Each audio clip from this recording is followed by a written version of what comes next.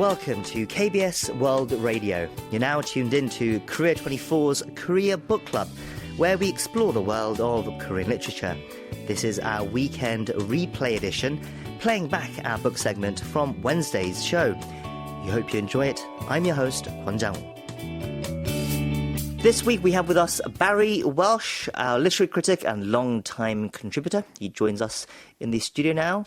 Barry, hello. It's great to have you with us again. Yes, hello. It's great to be here. So what book are you introducing to our listeners today?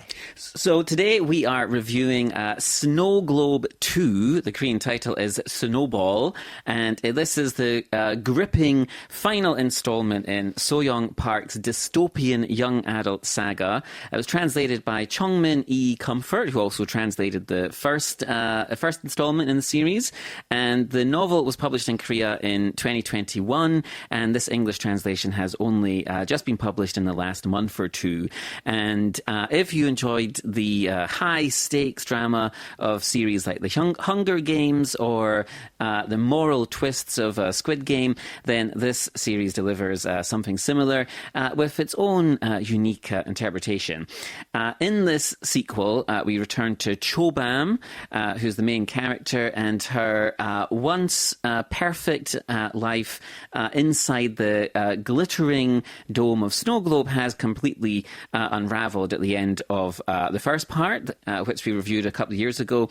And I don't want to give any spoilers away, so I'll try to skim over some of the plot details. Well, as you said, we reviewed the book, the first part, I think just over a year ago now, actually. Oh, right, okay. Yeah. And, of course, we should warn our listeners before we go on that because we are reviewing part two of the story, we are going to have to talk about some spoilers from part one, I think. I'll try to keep it light. I won't give too much away. Sure. But yeah, so the main character is Chobahm, and at the end of the first book, she learned this horrifying truth about her idol, Harry, who was kind of a very famous reality TV star, and she sort of exposed the lie behind this the Harry's reality TV show, and then faced some significant consequences. The villain of the first book, director Cha, is in prison now, but there's a new powerful, or the real power in this universe is the Ebon Media Group,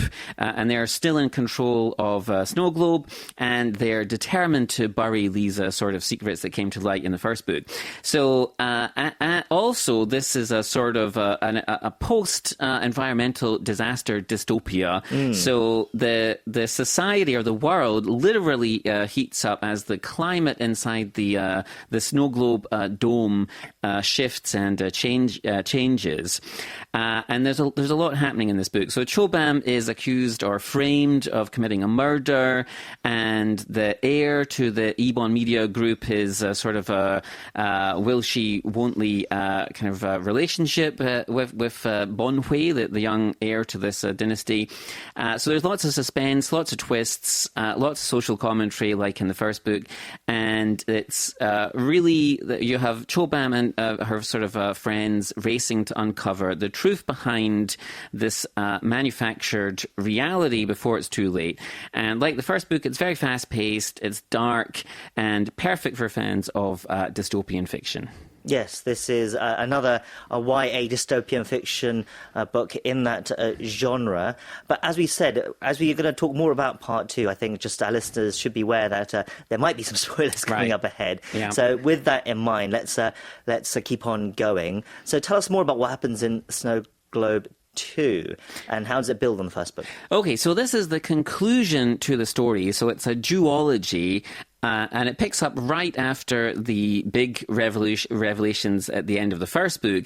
Our main character, Chobahm, she once thought that she was playing the role of a beloved reality TV star named Harry, but now she knows the shocking truth. It's difficult I'm going to have to reveal this, but she is one of a number of clones, which was part of a secret project run by this powerful media group, the Ebon Media Group. And she's not not the only one. There's several clones. And in Snowglobe 2, everybody knows about this clone scandal, and it's really how the story develops after this big revelation. So Chobahm and these other clones are still being watched very closely, this time as stars of their own very popular reality TV show. At the same time, she's also trying to discover the secrets about how this Snowglobe society operates. And it has these sort of strange weather phenomena which are designed to distract or control the public. There's a hidden power plant run by exploited workers and so on. So the stakes in this story are much higher than in the first book, and it's much more surreal. Takes some very strange directions at times. But Chobahm is still the centre of the story. She's still trying to stay alive as various people scheme to murder her or do various nasty things to her. A big part of the story is that she's framed for murder, and you don't know who has done this to her or who she can trust and so on.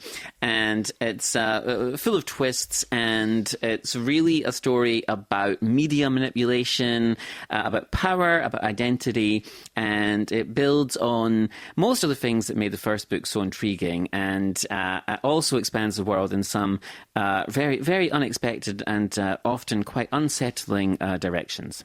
Okay, so we've made the comparison already, but this series is often compared to things like The Hunger Games, Squid Game, and Orphan Black. Do you think those comparisons are accurate, are fair? Yeah, sure. So all of those comparisons do make sense, even just so you get as a shorthand for understanding the vibe or the atmosphere of the series. But Snowglobe does have its own unique elements. Like Hunger Games, it is exploring a deeply unequal society where you have the suffering of many people used for the entertainment of the elite. Like Squid Game, it has a lot of this sort of element of surveillance culture, this idea that nothing is really as it seems. And like Orphan Black, you have this clone storyline that dives into questions of identity or autonomy or what makes us truly human. But where Snowglobe is different is that it has this blend of Korean pop culture and its own sort of flavour of dystopian, environmental dystopian science fiction. So it really feels like reading a slick, polished, high-stakes K-drama with sort of sci-fi elements. You have the very glamorous settings and power struggles within these big corporations and powerful families. There's a bit of dark comedy at times. There's these sort of dramatic shifts in the weather, which is a big part of the story. You have these sort of storms and disasters which are kind of staged as distractions. And what's really interesting, though, is it's not about physical survival like in The Hunger Games or Squid Game. Really, the story here, it's about manipulating the truth or the memory or the image of people. So people are using their sort of reality TV images to sort of try and fight or become more popular than other people. Right. And this Ebon media group, they don't just control the people, they also control this narrative. And so the story is about who gets to control the narrative. And I think that makes this book very timely. It's not about fighting to the death. It's about fighting to control the narrative about what's real in a world built on lies and illusion. Well, once again, it's called Snowglobe 2 by Park Soyoung, translated by Joungmin Lee Comfort, and that was our pick for Korea Book Club this week. Barry, thank you for that review. It's been a pleasure as always, and we'll talk again soon. Take care. Okay, take care.